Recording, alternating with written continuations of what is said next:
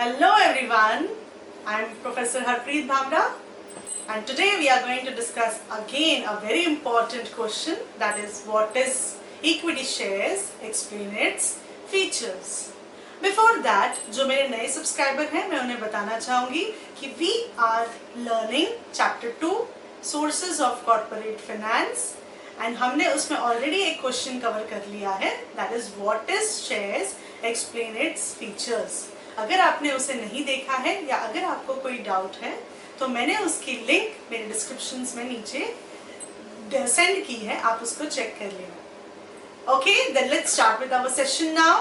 What is equity shares, explain features. Let's take an example that ABC company has started and they have received their incorporation certificate and commencement of business certificate. After getting the certificate of commencement of business, the company issues their first share. The share name is equity shares. Equity share are the ordinary shares and it is also called as permanent capital. It is also called as fundamental and basic source of financing. A company cannot exist without equity shares. So it is mandatory that जब भी कोई company शुरू होती है तो सबसे पहला shares वो इशू करती है इक्विटी शेयर्स. अब हम देखते हैं कि उस आंसर को हम लिखेंगे कैसे.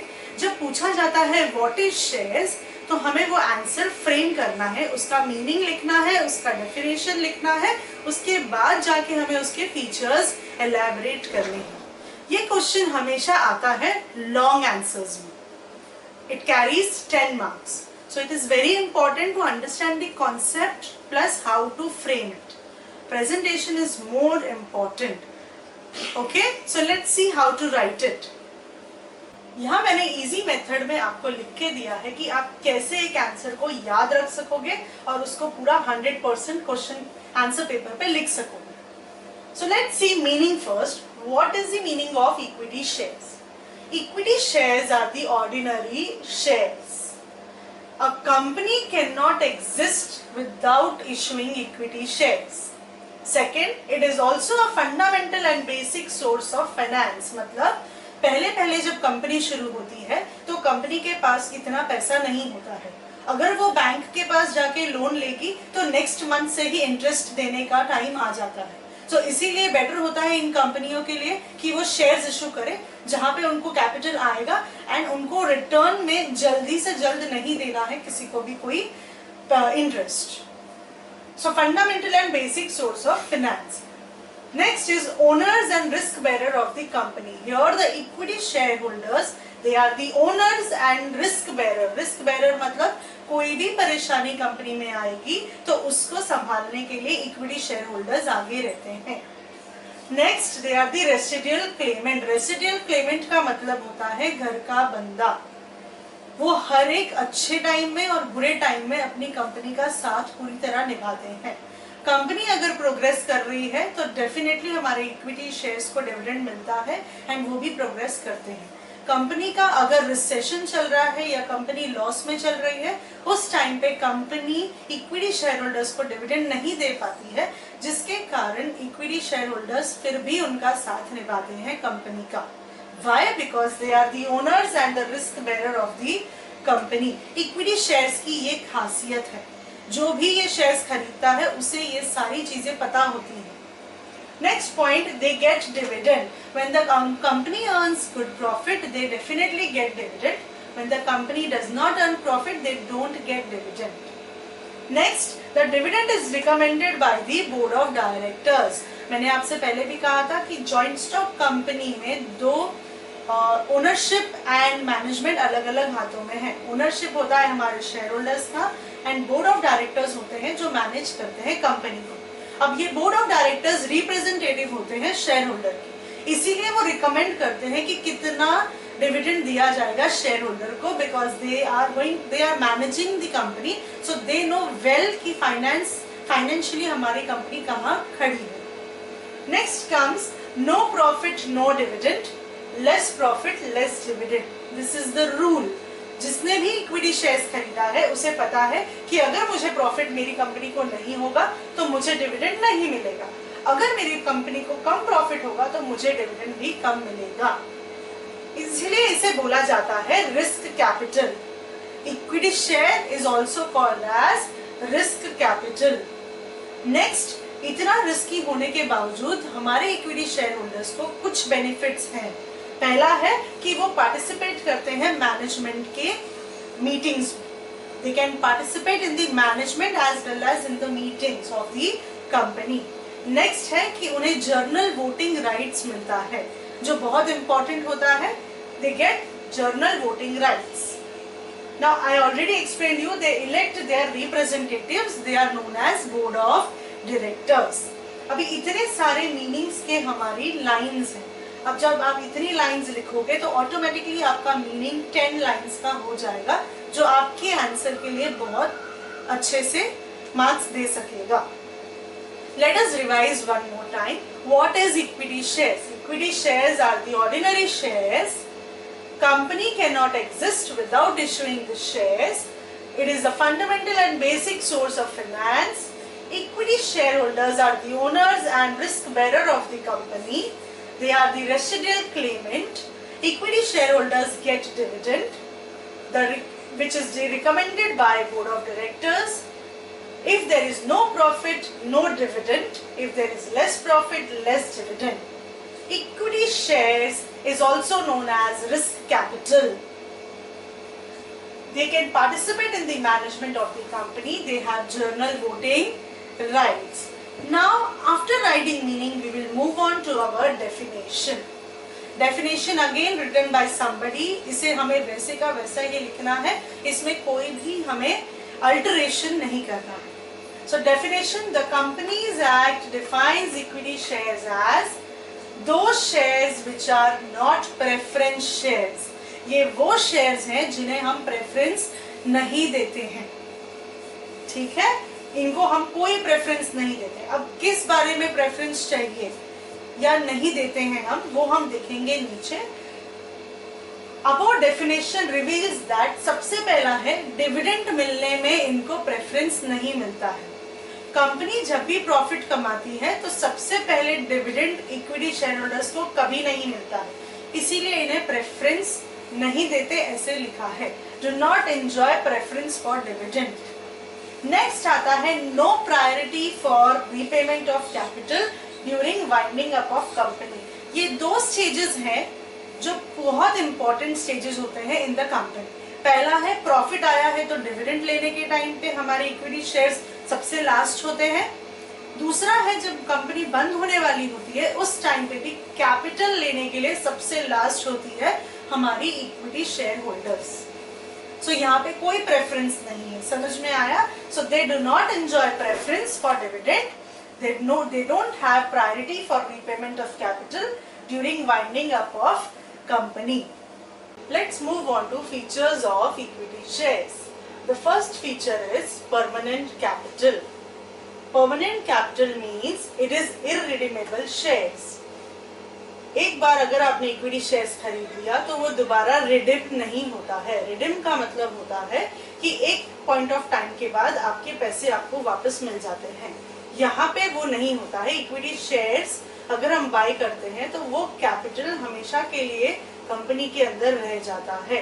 It is non refundable during the life time of the company. Refundable होता है जब कंपनी बंद होने वाली होती है, that is winding up of company. Next, long term and permanent capital. Equity share capital is always a long term and permanent capital. Okay, next point, fluctuating dividend. जैसे आपको पता है कि हमारे equity share holders residual Clement है, जिसका मतलब है कि उनका फ्लक्चुएटिंग डिविडेंड होता है। अगर कंपनी प्रॉफिट लेती है तो उन्हें पैसे मिलते हैं, उनको डिविडेंड मिलता है। अगर कंपनी को प्रॉफिट नहीं हुआ तो उन्हें डिविडेंड नहीं मिलेगा, एंड इक्विटी शेयर होल्डर्स उसका डिमांड भी नहीं करते हैं। सो लेट्स सी हमें पॉइंट के अंदर क्या लिखना है। Do not have fixed rate of dividend, depends upon profit earned, that is by the company, कितना प्रॉफिट अर्न किया है कंपनी ने। Third, income is uncertain and irregular. Income क्या है? Uncertain and irregular. अगर कंपनी मार्केट में अच्छी चल रही है, प्रॉस्परस कर रही है, तो हमारी कंपनी इक्विटी शेयर होल्डर्स को डिविडेंड देगी। अगर कंपनी लॉस में चल रही है तो डिविडेंड नहीं मिलेगा हमारे इक्विटी शेयर होल्डर्स को। Third point here is rights. What are the rights of the equity share holders? The number one right is they have the right to vote. That means they can vote and elect directors. They can alter memorandum of association and article of association. Next right है उनका to share profit of the company. जैसे मैंने कहा, अगर company ने बहुत अच्छा profit earn किया कंपनी में, तो वो कंपनी डिविडेंड ज्यादा देती है, लार्जर अमाउंट में डिविडेंड देती है to their equity share holders, क्योंकि वो इक्विटी शेयर होल्डर्स हमारे कंपनी के रिसेशन में भी काम आते हैं और कंपनी के प्रॉस्पर होता है तब भी उनका बहुत इंपॉर्टेंट रोल होता है। To share profit, large dividend when company is successful and earn handsome profit. Next, to inspect books.